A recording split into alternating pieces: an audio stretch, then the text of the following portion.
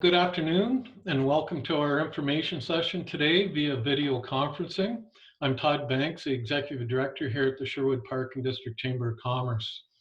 Thank you members for joining us here today. I know how difficult times are for you because of this pandemic, and I hear daily from many of you the challenges you have as business people.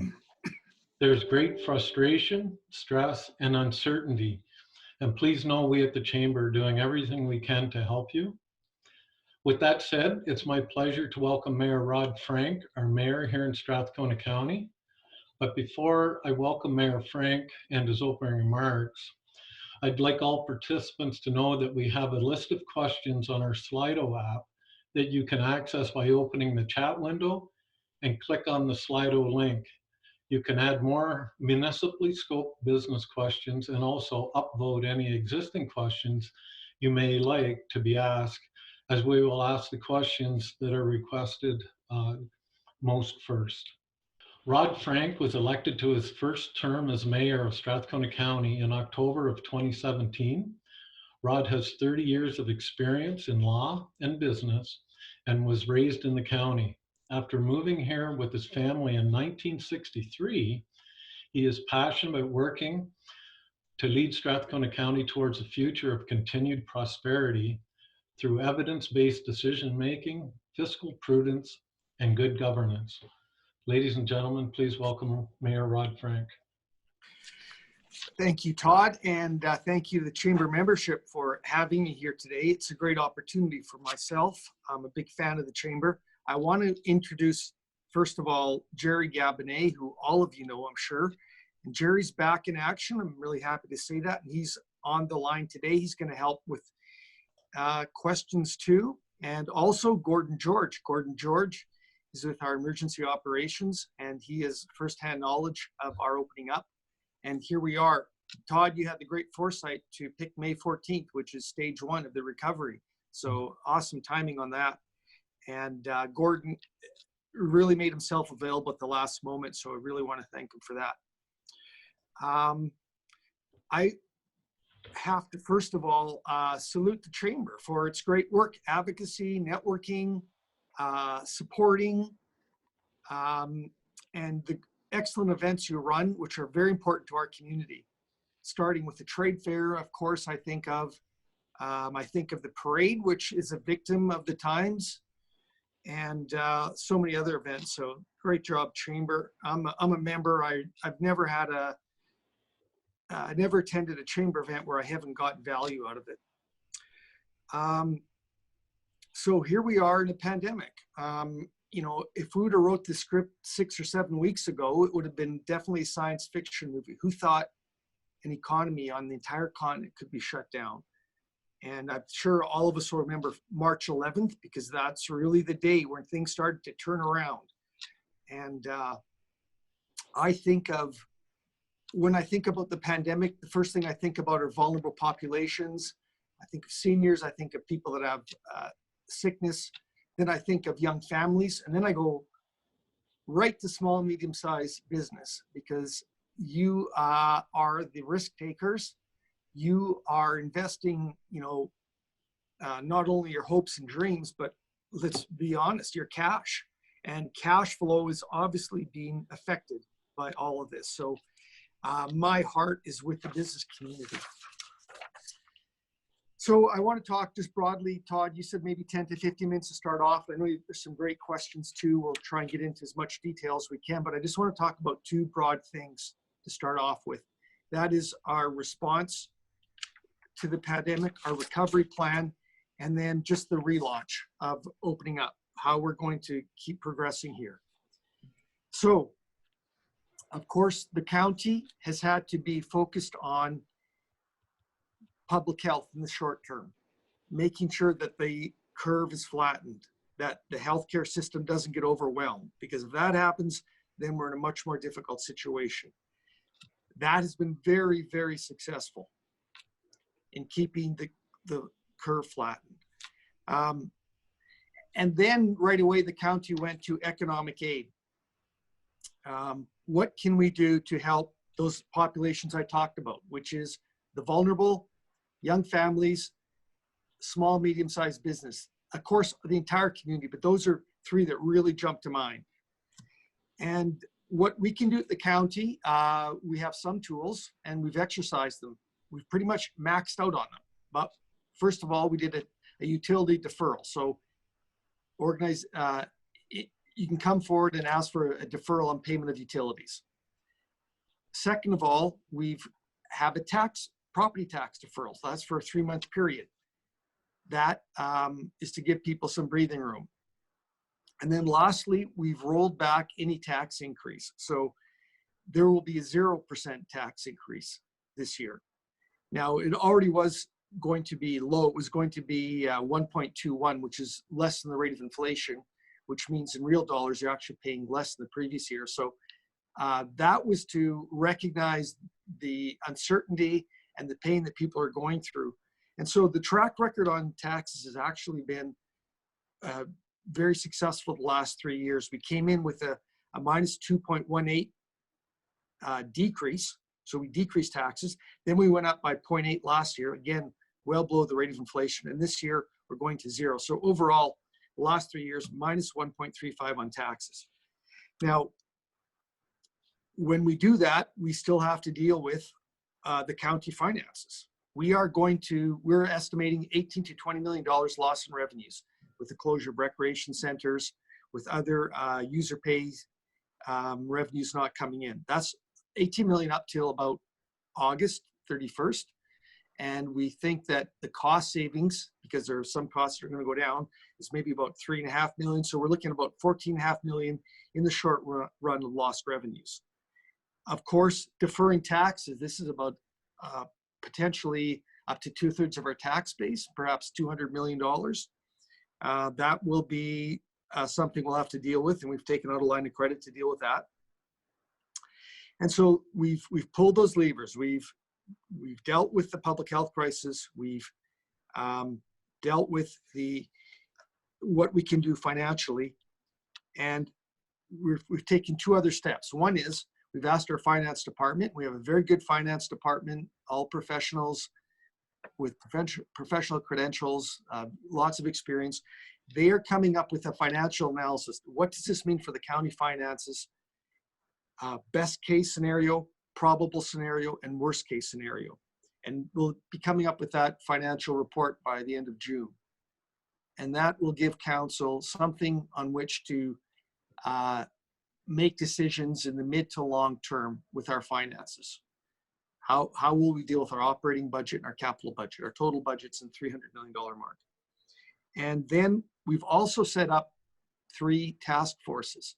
And these are to allow us to think ahead, to determine how are we going to live in a pandemic world and a post-pandemic world.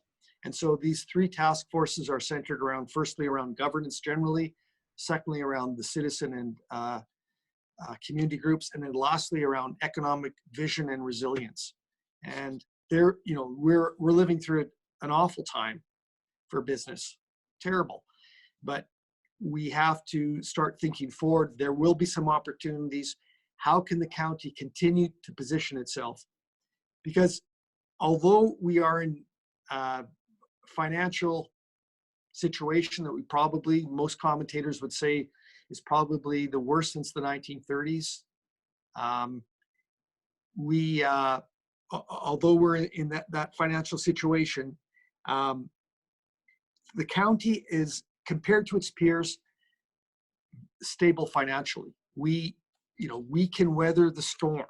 We can get through this from a county governance perspective, and we will get through it. But we also have to aid our population and our mid-sized and small businesses as we do that. So that's really what I want to say, Todd, and membership, on what our plans have been the last little while and where we're going with it. And then I want to just talk more specifically on the relaunch strategy. And so, as I said, the curve has been flattened in the county. We have only 3 confirmed cases, unless things changed from last night. I think it was 3, but we've done very well that way. And this flattening of the curve, at least Red Deer North, has allowed us to now talk about relaxing the public health guidelines. And although we have to continue to follow them as they're modified, because we don't want to go back to square one, we can at least start opening things up. So we want to start resuming normal activities, but again, groups can't get too large. Interaction has to be limited through some different strategies. I want to say in all of this that our family community services is still operating. There's mental health supports for people. They're ready and willing. The number is 464-4044. They are ready to take calls. So stage 0 was, I think it was last Friday. I'll let Gordon comment on that. But what that meant was we could open up dog parks and golf courses. And I get a lot of inquiries on dog parks and golf courses. So that was great to see, and walking trails. And now today, stage 1. The province has given the green light. And we are able to implement from a county perspective some more openings. And these most notable ones are hard surface recreation courts. So these are tennis courts, basketball courts, pickleball courts. These will start to open up. And also a few more dog parks will open up. And also the gallery at 501. Now, you're more interested, most likely, in what it means for businesses. And that's why I've got Jerry on the line and Gordon on the line also, because they'll be able to speak more specifically about that. And I'm just going to read out the general guidelines we've got around stage 1. So it talks about continuing to maintain physical distancing. Gatherings of greater than 15 are prohibited. Encouraging wearing public masks. Staying home as much as possible. Visitor, staff, and operational restrictions on vulnerable Albertans for vulnerable Albertans. Travel still restricted. And there's also continuing guidelines around isolation and quarantine. So that is sort of a general introduction. I want to turn it over to Jerry. Do you have any general comments you want to make? And then Mr. George, if you could also. And then we could turn it back to you, Todd, if that's okay. Thank you, Mayor Frank. Love to make a few comments here. First of all, Economic Development and Tourism have been working really closely with the Chamber. And I want to give full credit to the Chamber for the stuff they're doing around Alberta, the stuff that they're doing nationally and internationally for some of the standards that are going back and forth. The amount of things that are happening right now is absolutely outstanding with the way and influence that our Chamber has across Alberta and across Canada for making things happen. Kudos to the Chamber for having all of the resources on their webpage.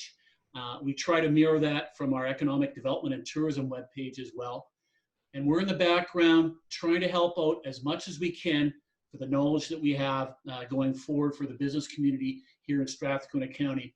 And of course, it's a moving target. Every day we are, like everyone else, looking forward to the updates from the province for what's going forward.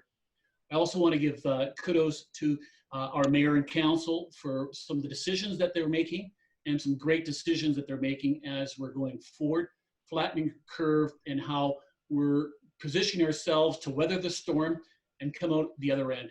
Gordon, I wonder if you could just comment generally on stage 1 and what information you've received on business openings. Thank you, Mr. Mayor and the council for giving me an opportunity here to share the information that I have. Specifically to business openings, I would ask that all members of our business community really look to the BizConnect website that the province has recently established and amplified a lot of the guidances that assist in helping create those opening decisions and plans. And if you have any questions or you don't quite fit into some of the guidances, they have an email where you can get some direct correspondence. They did say several times that the amount of information they're getting is quite a bit, but at the same time, their response time is fairly rapid to get back to clients. I would like to share as well and kind of echo one of the comments you made, Mr. Mayor. It's just, we're not quite at the new normal. And I know there's a lot of pent up excitement when stage 1 was announced for people to get out there and kind of resume some of those activities. I think we could honestly say we'd be in our new normal once we hit stage 3. Right now, we are still operating where the risk of COVID is still there. So we have to be cognizant of that as we put in these mitigation plans and be aware of it. And the province put it very eloquently, and I'll steal some of the comments they made there, was the first 6 to 8 weeks of operating in these new conditions and mitigations in place was really conditioning the population to the new normal, so that physical distancing wouldn't feel awkward when we come together for the first time, or enhanced hygiene, cleaning, not coming to work when you just have the sniffles. All those things are something we weren't used to 8 weeks ago, and we kind of powered through it. But in this new permissive environment, those have to be in the forefront and become that new way of thinking when we reopen some of our services. Thank you. Thank you, Mr. George. So, Todd, I just want to add, Strathcona County, we activated our emergency management agency in response to this pandemic back in January. It was, so we were really trying to lead on this. But the truth is, Mr. George, he handles our emergency operations. He heads it with Jeff, with our chief Jeff Hutton, and they're getting information sometimes at the same moment we're getting it in the general public. They're getting it off TV sometimes. So we're trying to get information out as quickly as we can, but the province is making up decisions quite often at the last moment, and we're getting information. So it's not like we're holding on to anything here. We're getting very short timelines. We're not getting as much information as we want sometimes, and sometimes it's gray also. So there's an interpretation function there going on too. So just to explain how this is really, it's happening in real time at times. But that's our opening comments, and turn it back over to you. Okay. Thank you, Mayor Frank. So I do have maybe an initial question, and that could go to Mr. George and to Mayor Frank. And maybe you could just talk a little bit about the jurisdiction that the municipality has versus jurisdiction for the province, because I was noticing some of the questions that we have on Slido, they might be multi-jurisdictional, or maybe some of them are even provincial. So maybe you could comment on where the municipality fits in on decision making. Sure, yeah, I'll give a comment from the political perspective, and then I'll let Mr. George comment. But that's a great question, because we've tried to depoliticize all of these decisions in the sense that it's public health we're dealing with here. And really, it's within Alberta Health Services mandate to make these calls. So we're not making a lot of independent calls. We don't have the jurisdiction to do that. Now, we could implement a bylaw called our emergency, it's SOLE is the acronym, SOLE, and it would be a state of emergency bylaw, and it would allow us to be a bit more active, but we haven't done that because we don't want to over-govern here, and it would allow us to do some things that we just haven't seen an issue with. For example, if people are gouging with prices, the province is already dealing with that. So really, we're taking our direction from Alberta Health Services on this. Yeah, that's exactly correct, Mr. Mayor. The public health is a provincial jurisdiction. So any public health questions or mitigations you're looking to put in place with regards to your businesses, they get directed to Alberta Health through that BizConnect website. And then once your mitigation plan is approved, if you have any questions for running the business that might involve local jurisdiction, then we're there to assist with those. And Mr. George, maybe you could comment a little bit about enforcement as well. Okay, sure, I can help with that. So the public health, they have their own inspector corps at the provincial level, and they are the primary enforcement tool. The province recently updated the ability of local municipalities to assist in that aspect. So our RCMP and enforcement services have been empowered to act on behalf or take action on behalf of public health, but we have taken very much an education approach to our engagement with our residents, and as well as if it was going to get to the point of issuing a citation or a fine against residents or businesses, that would come out of the public health inspectors. We would just do a bit of the legwork for them in the front to build their capacity. Thank you, Mr. George. I will now ask questions from our Slido app. that are municipal in scope and of a business nature as it relates to COVID-19 pandemic.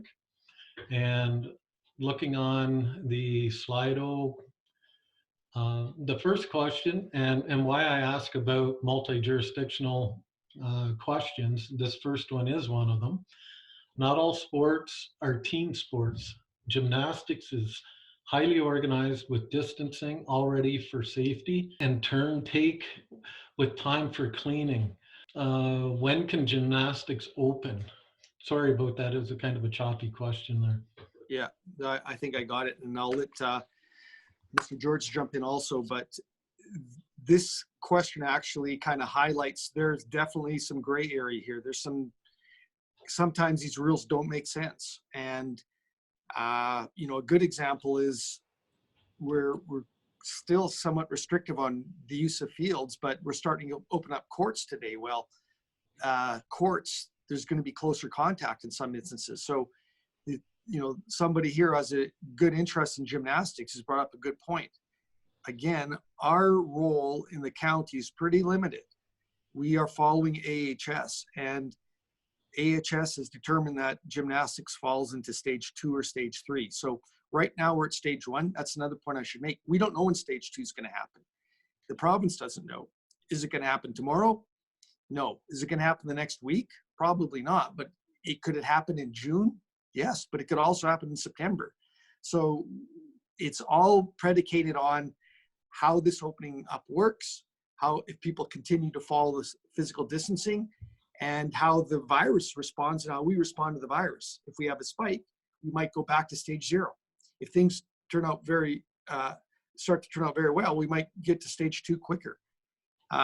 Again, we direct you to the BizConnect website, but I don't know if there might be some further comments from Mr. George. Thanks again, Mr. Mayor. Yeah, the province has mentioned gymnastics, horseback riding specifically, golf in the early days as well. And what they asked is that the governing associations or colleges that these type of activities report to, that those are the ones that would connect to the province and detail out their mitigation plans on why these should continue forward in a stage 1 versus stage 2 or stage 3. And there has been some success with that one. As we can recall, a month ago, golf wasn't even on the radar for reopening at any stages. And they were able to demonstrate that they would be able to operate safely with these mitigations in place, and it was advanced to stage 0. So it just takes a bit of front load work by those associations. So that's a good point. They have a function there where they can interact with the provincial government, AHS, and they can advance the cause of their respective organizations. This is a very good question. What are the things that you as government have learned in facing COVID-19? How would you like to see governments prepared for pandemics in the future? Mm-hmm. That is a great question. And Strathcona County has had some real experience in the last few years in coping with emergency management. We all know about November 6th, and now here we are with the March 11th date. So what have we learned? Well, we've actually had to look pretty hard at our emergency operations, and we've hired an outside consultant, and they've given us a number of recommendations, regular training exercises with all our departments and stakeholders and first responders to potential crises. So we're on top of that. We're doing that all the time. We're doing it regularly.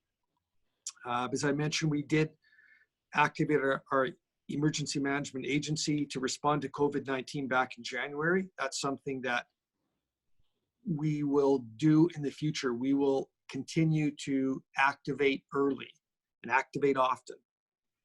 This allows us to take really swift action. In terms of pandemics, wow, who knows where the future is going to go with this one?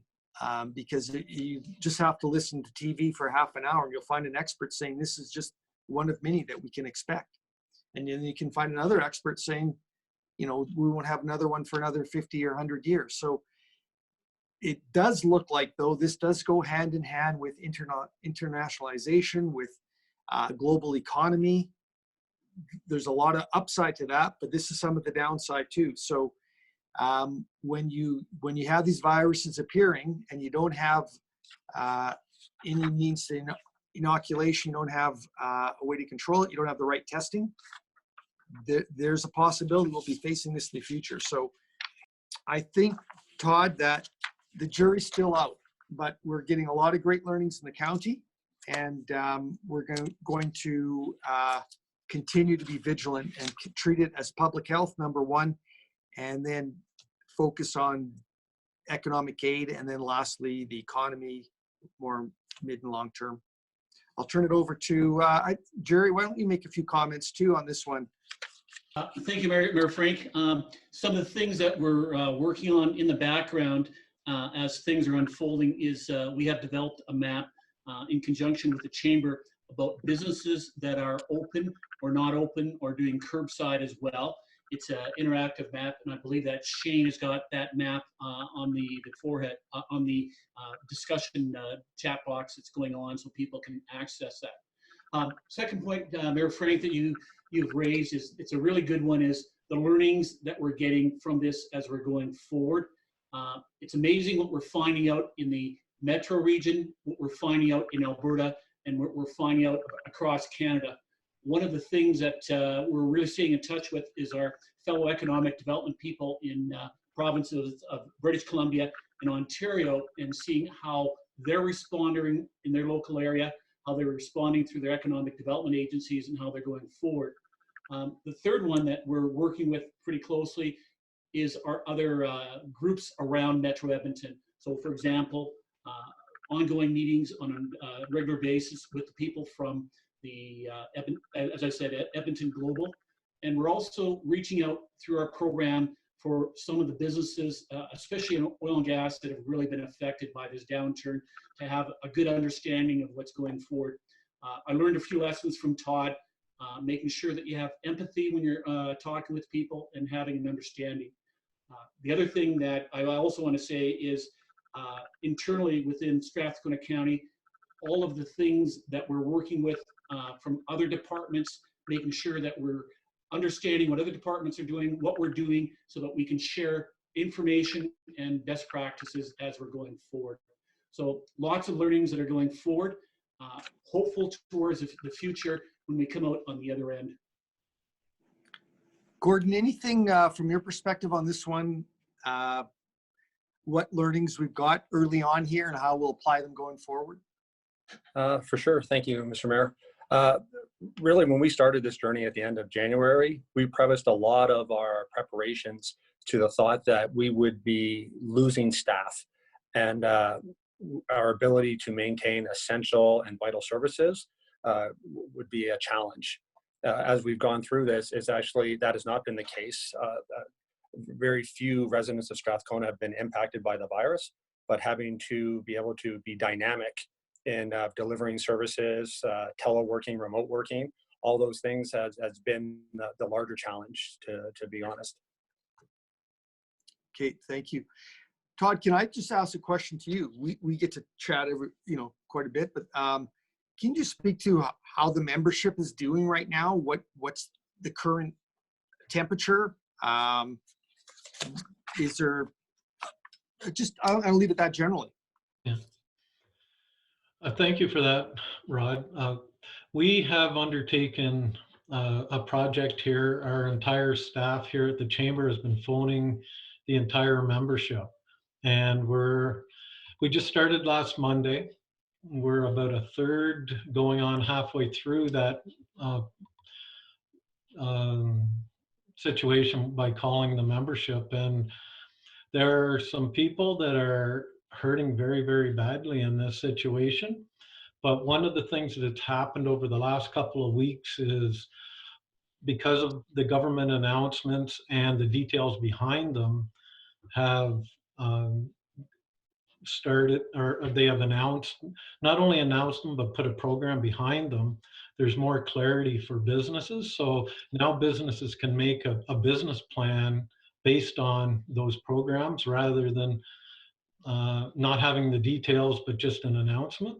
So there's a little bit more certainty for business because they can make those plans.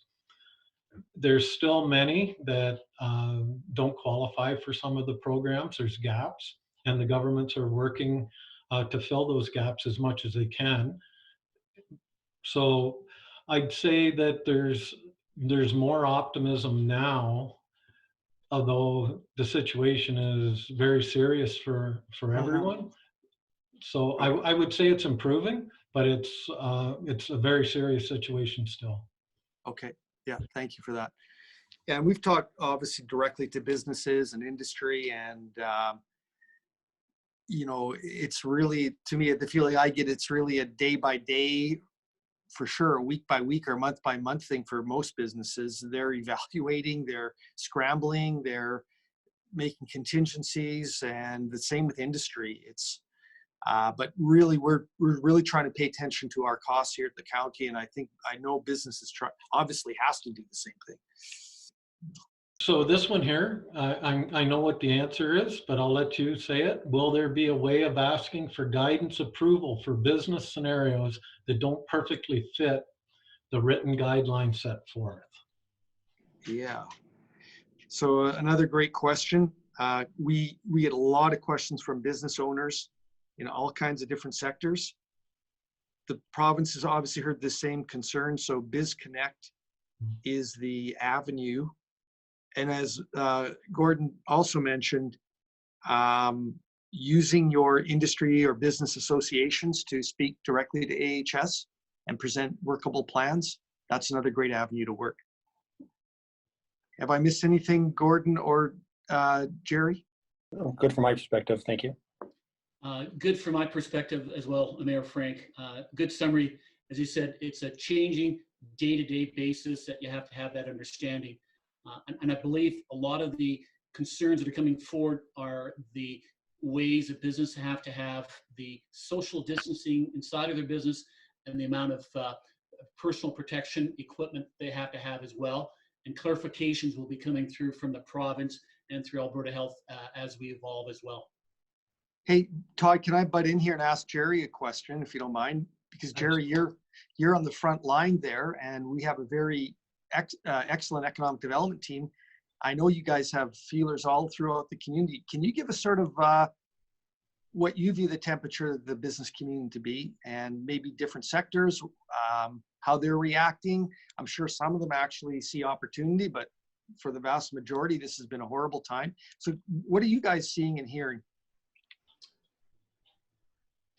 Thank you, Mayor Frank. So we'll go through the various sectors. So right off the get-go is the oil and gas sector. So Strathcona County being home to 3 refineries, so we're supplying majority of the oil and gas refined products for Western Canada at this point in time. They have been hit very hard. The demand for jet fuel and gasoline and diesel have all gone down. The publicly traded corporations have had their stock prices hit very, very hard as well, where their stock values have gone down between 50 and 60%. This has had an effect on some capital decisions that have gone forward. For example, in Alberta's industrial heartland, the people that are involved with the project between Pembina and CKPC for a PDH-PP plant, they have deferred the construction of that particular plant for at least a year time period at this point in time. One of the shining lights that's happening right now is our project in Strathcona County with Interpipeline. They are continuing to build the Interpipeline plant.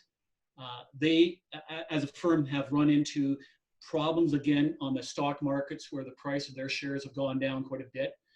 They've also run into some costing, so they have announced that their cost of their particular project has gone up.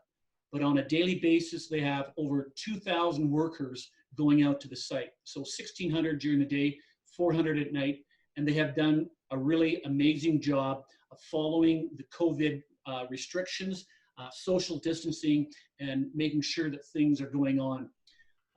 So we've been reaching out to the oil and gas sector to have a bit of an understanding of that one.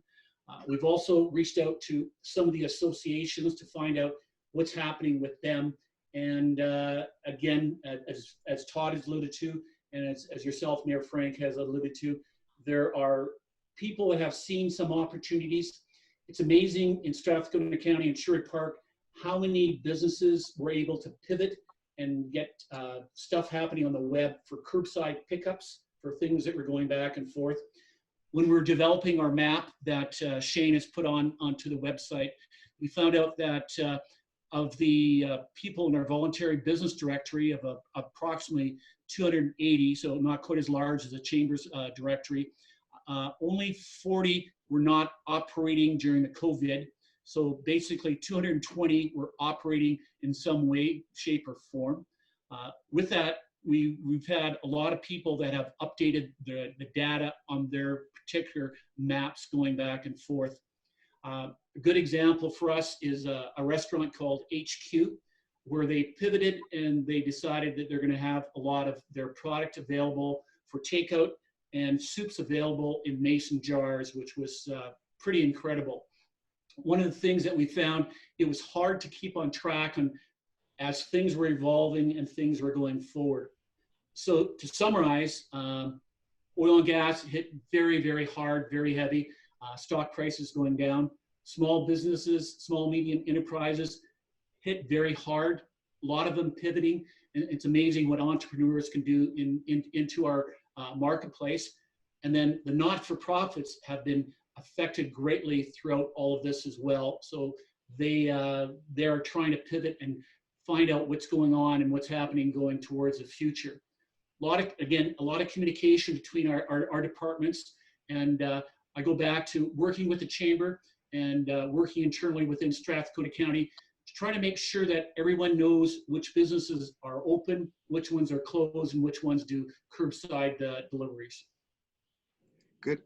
Todd, I just want to build on that for a moment, because we have worked within Strathcona County administration and also the political leadership. We are working very, very hard to continue to get the message out to the provincial government about the value of the Alberta Industrial Heartland Association. And we have two very good MLAs, Nate Glubish, who's also a minister, of course, and Jordan Walker, who've really understood the value of the AIHA and SIA to the county and the province. And we know that the spinoff from AIHA alone is probably 25,000 jobs. And so it's just these are two gems in the entire country with respect to industrial development, and the province is understanding that. So we're still hopeful. You know, we have that 30 by 30, $300 billion investment by 2030. We're still hopeful for that. And there's still some good things that I think that we'll see, hopefully even in the shorter term. But yeah, we're still putting lots of energy into that. So this question is provincial in scope as well as municipal, but we have several questions in this industry. Why are small gyms in phase 3 with rec centers and large gyms? Small gyms have the ability to keep class sizes small and sanitize between classes. So I just wanted to bring that question up because I know it's provincial as well, but we have several questions on this. I wanted to make sure that that sector was identified today. Yeah, fair enough. So we only have very broad information on stage 2 and stage 3. We're obviously going to get more details on stage 2, but again, we don't know when that stage 2 is going to occur, and not even knowing the date, we're not even getting the details, of course, too. So AHS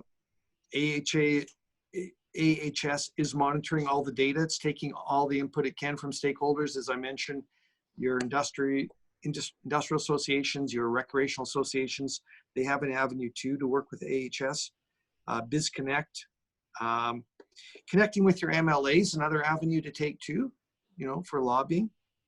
But I'll be the first to admit, on the surface, many of these decisions are contradictory, and it's easy to argue either way on some of them. So I'm not saying they're all logical, but it's what we're dealt. These are the cards we're dealt with quite often. And quite often there actually is some good rationale, but it's just not apparent on the surface. So AHS is the go-to on that. I'll turn it over to Gordon also for comments. Yeah, I agree with everything you just said, Mr. Mayor. As well as wanted to share, the province did release that June 19th is the date for consideration for stage 2. Oh, good. So that has been shared, but with everything that we've seen with the province, I would think that that could be advanced if we demonstrate continued lack of infections and we maintain the health capacities, or it could be extended, as you mentioned early in your earlier comments. Oh, that's great news. I did not know that. Okay, so June 19th. And one thing I want to say also, Todd, is that, you know, we get the whole continuum of feedback here at the county, of course. We have people that are ready to go to stage 4 and beyond tomorrow. And then we have people at the other end, they still want to go back to, they don't want any stages at all. They want to stay in their house and throw the key away. And that's what AHS is dealing with, all that public pressure, and they're trying to make the best decision for the health of the community. So I realize there's good arguments on this one on both sides, and I'm very deeply concerned about the business community. I really am, because you know, very few businesses that are, unless you're publicly traded, you don't really have the resources to deal with. Who would ever plan for something like this? It's very unusual. I'm going to jump to one about restaurants. Many restaurants, food services are being hit very hard with the rules at 50% capacity. Is it possible to allow restaurants to have some outdoor seating spaces? And I know you've talked about this at council a few times. Yeah. Yeah, and I actually had some restaurateurs reach out to me directly and asking, look, can we open up our patio? We know what people are doing. They're doing takeout, and then they're sitting on the back of their car in the parking lot eating. Like, why can't I have my patio open? Great question. But the province was treating the patios the same way they were the indoor portion of the restaurant, and we checked that out. There was no give on that one. So that's generally how they're dealing with patios. We recently passed a motion here at council for planning and development, that department within the county, to give us a potential bylaw to allow for expanded patios. And so we do want to, although the groups can't be greater than 15 and the 6 feet rule still applies, we want to allow for expanded patios. And of course, safety will be the #1 issue, and you'll have to deal with your landlord also, but we are trying to get some more answers on that one. So stay tuned on that. And also I'll turn it over to Jerry. You might have some thoughts on this one, and also Gordon. No, Mayor Frank, I believe you've captured it completely at the last council meeting, the stuff that was brought forward, and that the way that our planning and development department is trying to work through this real quickly. On the surface, it appears, you know, you can just make that available, but there are safety issues, traffic issues that are involved with that, depending on the locations that are going as well. And speaking about our planning and development services, they are working very, very hard during this entire pandemic, and they are responding as quick as possible for any inquiries that are going forward. And they respond very, very quickly as well. So I want to give a great big shout out to our PDS part of the team. And we actually had support for them coming forward from Inner Pipeline, where they said it was a pleasure to deal with this particular department during the pandemic. They made things happen very quickly and very timely in a business-like way. So they did a good job. On that point, if anybody's not getting the service they deserve out there, don't hesitate to contact the mayor's office. But we've seen our staff here just jump to the pump. And again, you know, back in November 6th, we had to deal with 1/3 of our workforce suddenly having to find new workspaces, and they did it. Service continued seamlessly. And now on March 11th, we've got up to, I think 60% of our staff working remotely now. But business continues at the county. And that's a big part of what Gordon, you deal with, is repositioning staff, making sure that they have the technical support so that we can get services out to the community. So we have a question. We have 2 questions here that are similar. They're about sport tourism and major events. And I also know this is provincial in scope as well. It talks about recreation facilities. Major events still scheduled for July. What are the government's hopes and expectations for these major events to take place? And I think that's coming from the hospitality sector uh, and and restaurants, just because they rely so heavily on that in the summer. Hmm. Yeah, I'm going to turn that one over to Gordon, but Gordon, go ahead on that one.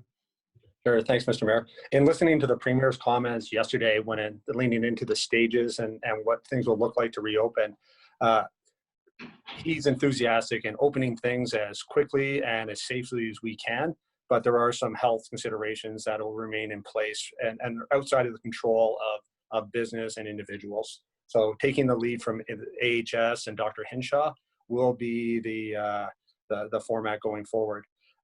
When we do get to the point of stage 3 and large gatherings or major sporting events and those are allowed to operate again, I would just start leaning into those mitigation plans, because until we have a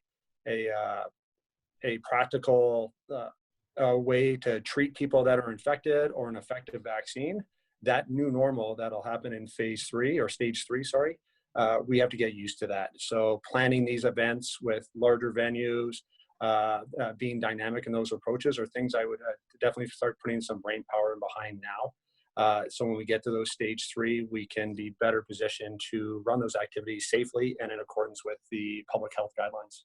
This question here is regarding procurement. To support local businesses, will council direct the purchasing department to review all current contracts and future tenders to support local businesses? And it says only afterwards, but local businesses. Yeah, great question. Again, boy, good questions today. So Strathcona County is bound by something called the Northwest Trade Agreement and various other procurement laws that basically open our economy up. And, you know, part of the thinking there is you want the lowest price when you're spending public dollars. And so the trend for sure in the last 10, 15 years has been away from regionalism, away from trade barriers, and more towards cost reduction. So we don't have a lot of leeway.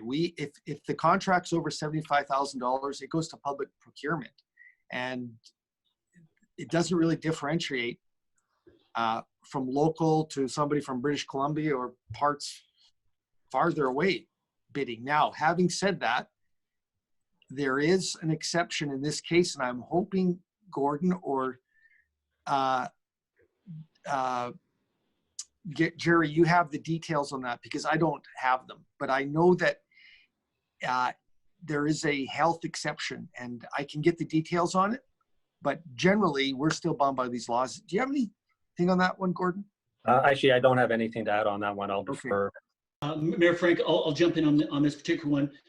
Yes, as part of the one of the groups that we're working on, and that is the economic resiliency and visioning.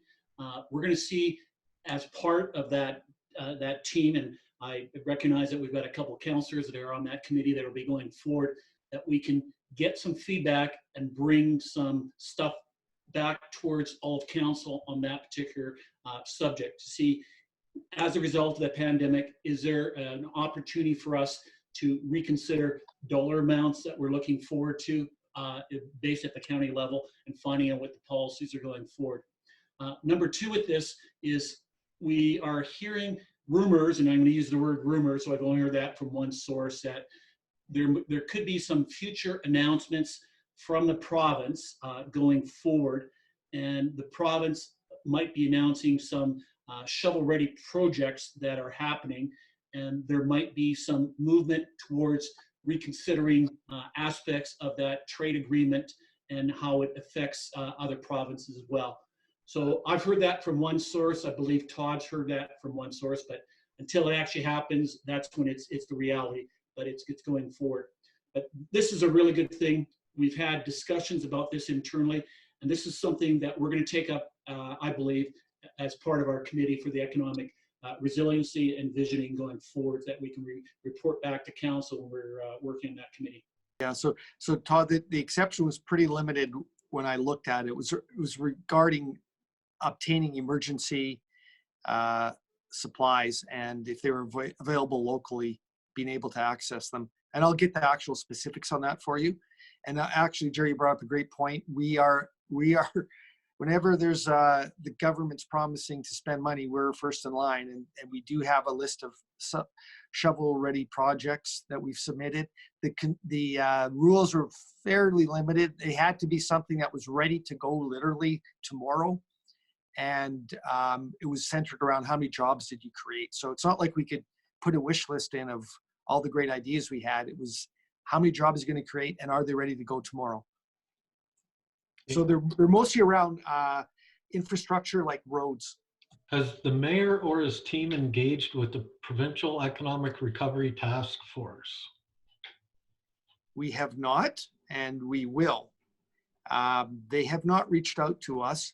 Now, having said that, we're pretty active reaching out to the provincial government through various means, through our intergovernmental affairs, through our relationship with our MLAs, and through municipal affairs generally.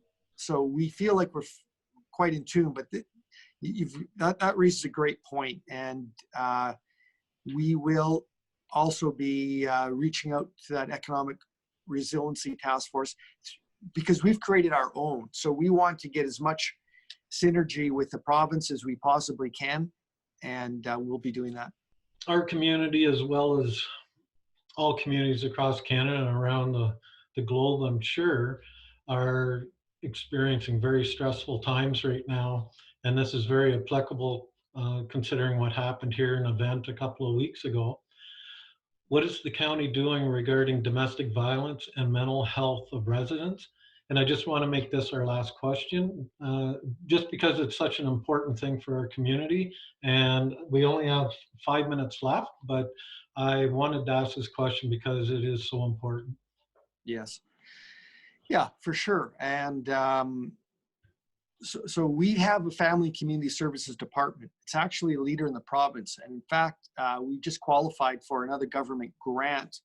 So we'll have even greater mandate in the region, but we just qualified for another government grant of about $800,000. We have a dynamic leader in that area. It's Bree Claude. She's very well connected with the community and with nonprofits. And we do a number of things. One of them is we actually partner with groups like Saffron, with the emergency shelters, and we build on their expertise. They make applications to us and we grant money to them. Rather than us create a whole new department, we try to come up with all the answers when we already have tested and proven groups out there. We work with them directly. So we've got that going on.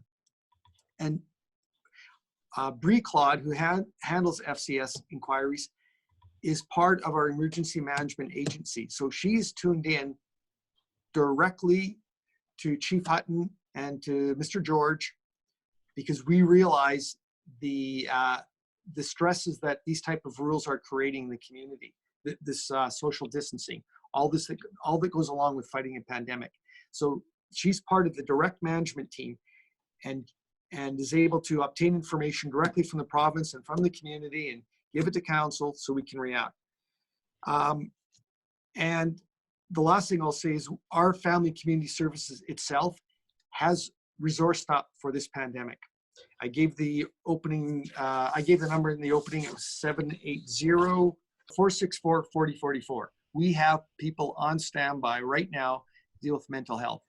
Now, the particulars of any one incident, we don't have them all. We don't get them all from the police, but I can tell you that we're very sensitive to this. And luckily, with our county, we are better resourced than our peers in this area.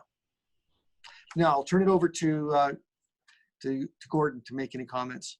I'd just like to share that you're absolutely correct, Mr. Mayor.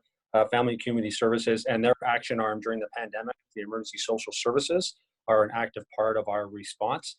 And they've developed a ton of initiatives to support residents through from families to individuals that might be struggling with isolation, to engaging our community food bank to ensure those resources are not only there today, we're able to continue to support our residents going forward.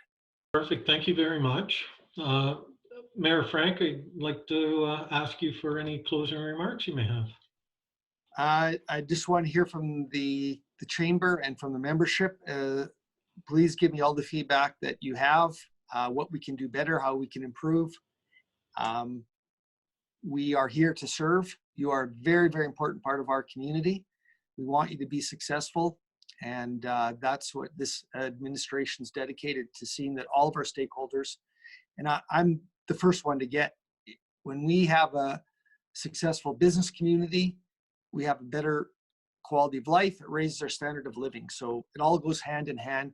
We have to work with the business leadership. And I look at other communities where they're at odds, and I scratch my head, like, that is not a productive leadership. So we are here to serve. Thank you, Mayor Frank. I would like to thank you and the rest of council. The elected officials have been terrific during this whole pandemic.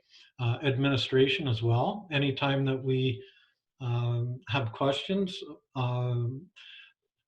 our emails or phone calls get answered immediately. It's very much appreciated. We couldn't operate the way we do here without the relationship we have with Strathcona County, and we're very much appreciative of that. I'd like to thank you, Mayor Frank, for this opportunity today. And I noticed Kevin Glebe's on the meeting here today. I want to thank you. I would have given Mr. Glebe a hard time if I knew he was lurking back there, darn it. Well, I've known Kevin for a long time, and he's a wonderful guy, and he does great things for our community. So thank you, Kevin, for everything you've done for the community as well. I'd like to thank our members for participating today as well. And we realize how busy everyone is, and to have this many people come out and come on a Zoom meeting with us, it shows how important the community is, how important Mayor Frank, council, administration are, because this is the biggest meeting we've had to date. So I want to thank you for that. Thank you, members, and stay safe. Take care. Thanks for the opportunity.